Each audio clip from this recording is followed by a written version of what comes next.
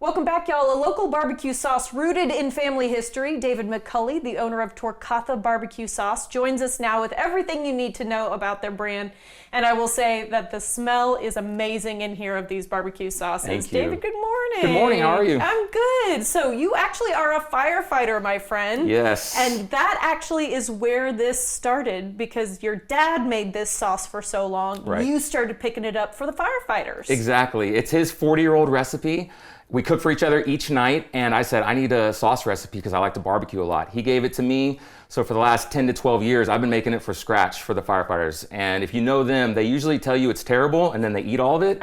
They were telling me they actually liked it. So started bottling it for them, and then it just took off. It did take off. So I want to hear about how this is truly a family recipe from the ground up. How did your dad come up with this recipe? So he's always in the kitchen. He taught me how to barbecue, always tinkering with it. He even has a different version of it now that he's made from the one that I did. So it's a Scottish family recipe. Everything is Scotland related. So I like to say one of our ancestors down the line had this, and it's been passed down to him, and then he passed it down to me, and I kept his original one and then have made little variations of it since then. Little tweaks here and there. And actually, Scottish names are part of the sauce naming nomenclature as well. So talk to me about that. So the name Torcatha is, I took two Scottish words, put it together, and it means battle boar. My last name McCulley means son of the boar. So it's an ode to the family name in Scottish. This one means spicy. Culloch Beg is our mild, which means little boar, and our actual last name is Culloch from Scotland. Made it for my mom, who loves a little bit of just mild. She loves the flavor, just didn't want any spice. So it's my family of sauces. Yes, exactly. It's spicy, it's the mild, and then right in the middle. We've got the original. And what do you call the original, just so I know? The original. It's the OG. That makes sense. That's really good. Okay.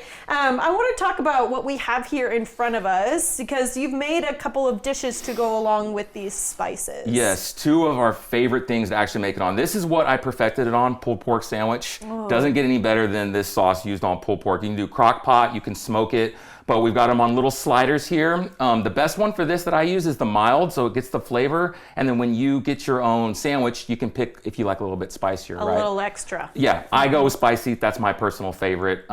Over here are wings, and you can see it goes mild, medium, spicy. You can see how it gets a little darker because it's got more pepper in it.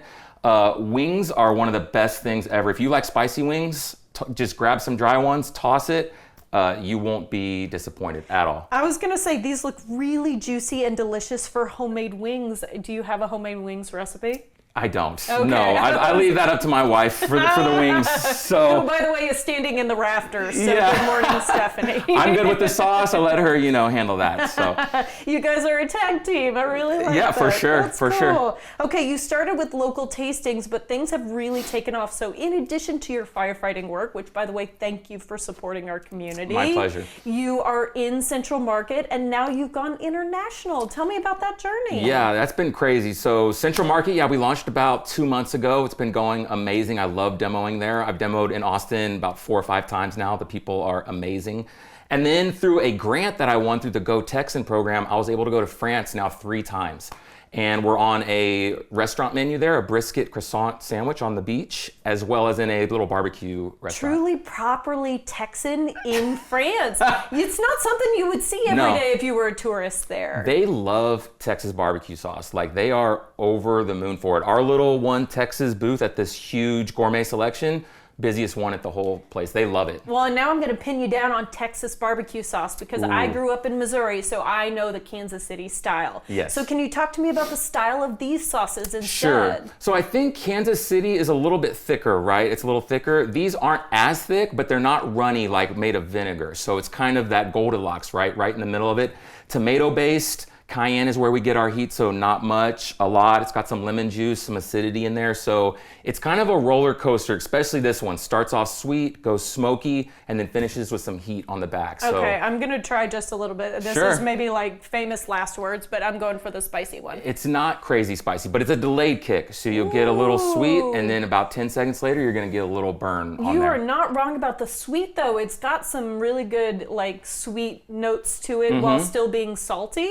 And you're right. Did you get it? You got it? I'll have people walk away from my booth, come back, they're like, that is spicy. I can feel the kick coming in just a little bit.